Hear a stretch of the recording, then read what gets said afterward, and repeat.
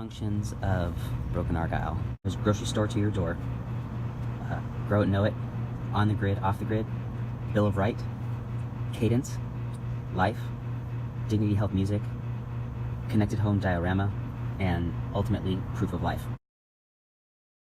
Cadence is the way in which we control our voice. We attenuate how we talk.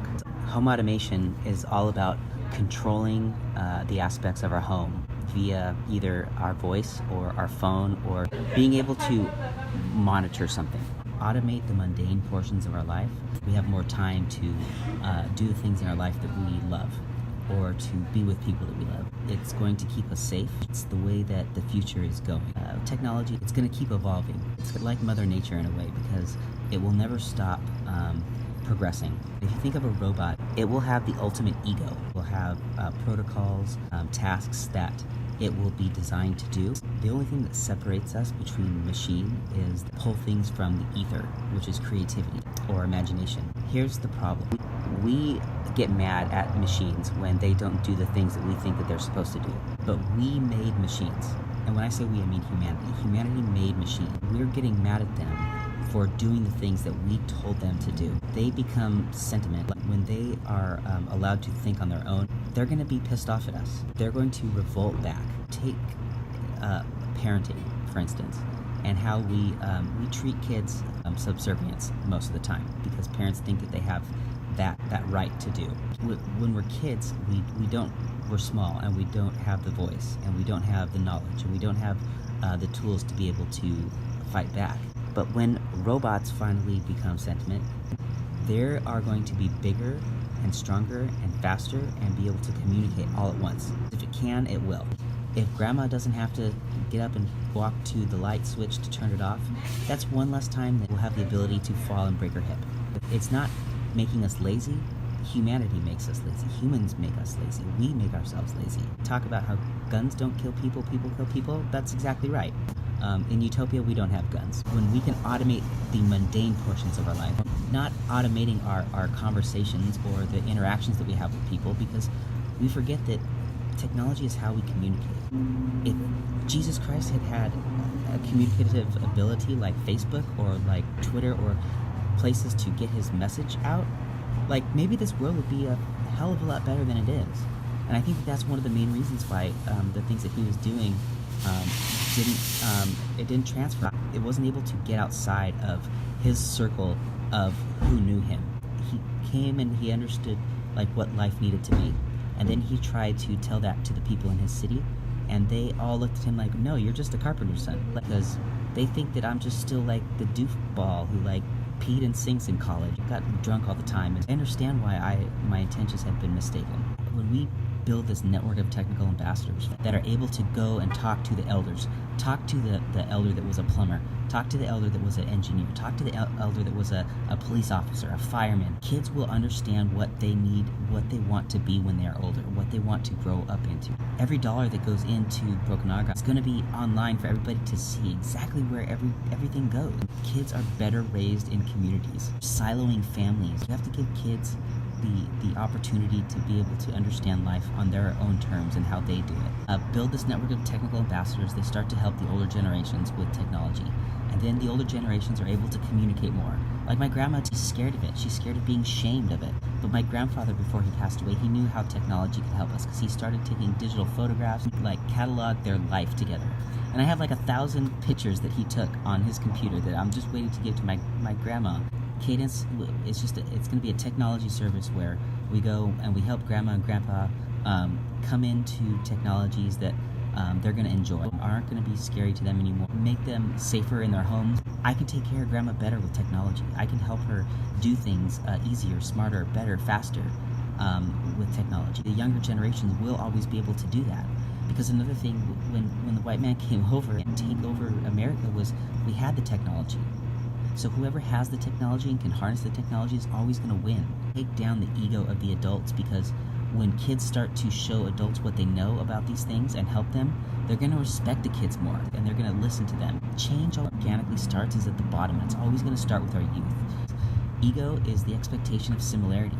I know how we make ourselves better. That's the technology service that we would start with. Then the cadence service evolves into what I call life, which is just a service that is people helping people. Help grandma with the things around her house. Do errands. We're going to be able to do things quicker, smarter, faster because we meaning the youth, I still consider myself a youth, we know how to do things better than the older generations do. And they think that they need to do it the old ways and the ways it was, but it makes no sense for us to do jobs where people can do them a lot easier than we can do other things in our life that we want to do.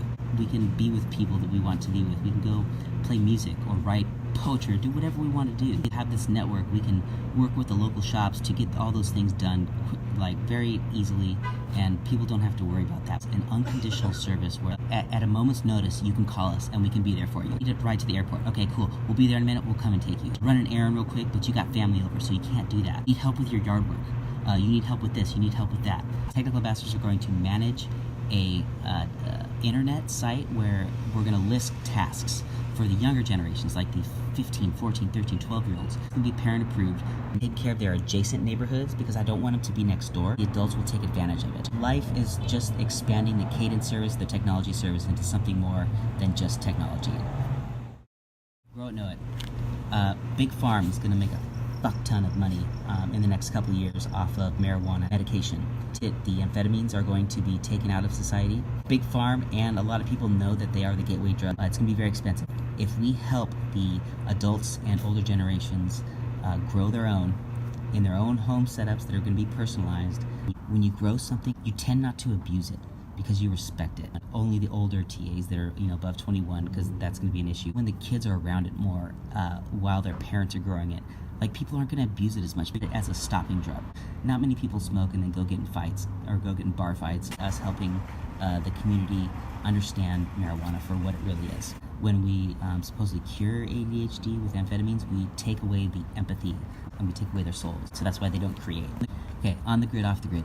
Basically, I'm trying to make Larwin 100% sustainable. Being solar power, work with Edison, being better to nature, which we should be better to nature regardless. And nature is literally our grandparents and our great-grandparents who have passed away. The tree is partly grandpa, so we should respect it, and we should do the best that we can to respect it. Hydroponically grow food in-house or even in our communities or our neighborhoods. Self-sustainable. Water is one thing that's difficult. We'll figure something out. We'll pass the savings on to our customers, make them all a cost savings for the public, because I was doing some experiments with how much energy I could collect. Bill of Right, aspect of brokenArgyle I think that is going to entice people the most. I looked at all their service bills. I was able to save them a shit ton of money on things that they were being charged for that they didn't have to, that they weren't ever using. Also working at AT&T, I know some of the things that they do. I want to save you guys the same amount of money that we charge for our service. Electricity and their water bills. Home automation is also using environmental friendly and cost saving devices like LED lights. Can cut into the profit margin that the big corporations are having. Cable and TV to network the internet for our customers, splitting it between houses. Grocery store to your door. As we get older, going to the grocery store is harder. We want to be able to help the elderly with that, whether it's just going and getting them a couple things here and there, or actually going shopping with them, or helping them find ways to bring the grocery store to them. Okay, connected home diorama. Taking shipping containers, retrofitting them with technology, appliances, creating small communities of these shipping containers that can go on top of each other or next to each other, where services can congregate. The issue with homelessness, they need to be rehabilitated back into society. There's a lot of animals that are in shelters that we have to euthanize them. We can take those animals and give them to the homeless folks, who then can take care of them to rehabilitate them quicker. The elderly, when they're given pets, they live longer and do better. A constellation I had in my house that talked about the Evergreen, it's a shipping company. So I bought about 1,000 Argyle socks. Give the homeless Argyle socks, the public would know that it was an issue. It would bring awareness to it. Dignity Health Music. Create a music appreciation program. Bridge the Orange County kids and the LA kids. Well, if we can work with artists who will maybe stop by there when they go to the Roxy or when they go to play at the Wiltern, and then these kids are going to be more inspired to create music, do more creative things in life, because I think Mother Nature is taking that away from us. Because creativity is solutions. By taking things and finding out how they come together, pulling things from the ether. In capitalism, people don't want to make their neighbor richer. If you devise a system where all of their money goes towards to something that is going to better their community, and then you show them where all that money is going, there's no reason for them not to join. 2 humanitarian efforts at the back end of it, it's going to be something that people are going to want to buy into as even more than just what they are getting specifically from the services themselves. They're going to know that they're contributing to something good, and they're going to know exactly where the money's going. Proof of life. Synchronize the world at one moment in time to play one song with any instrument and in any language to show that our differences don't divide us, they unite us. It's like a 10-year goal, something to hope for again, something to believe in, something that they can look forward to, something that they know that is bringing everybody together. They're going to be a lot more advantageous to wanting to be part of this. They're going to be part of something greater than themselves. And so I thought about doing it at the 2028 Olympics in LA. I'm going to do proof of concept, start syncing like the community. They started it, and so that's how I think that we can start it in Cyprus, is because this global initiative of like creating this network of empowered youth that is just helping people. It's just helping our elderly, it's just helping our adults. It's how we get companies like Spectrum and Sonos to buy in, because that's how we get to world peace, because kids want peace. I've never talked to a kid that's like, hey, let's go to war. Make a division between us and you. Let's go make a border. Let's go alienate people. Let's go build a wall. Like, I've never met a kid that wants that. The adults and the elders start looking at the kids as though they're equals, then that's when we get world peace. Transfers all over. If in a tribe in Africa, you still have kids and you still have adults and you still have elders and types of technology, but you still have technology and you still have that ability of the youthfulness to be able to adapt to things. Adults don't adapt and elders don't adapt. Technology is constantly changing at a greater rate. Technologies start to actually make technologies, it's going to change at an even greater rate. That's how brokenArgyle leads to world peace. And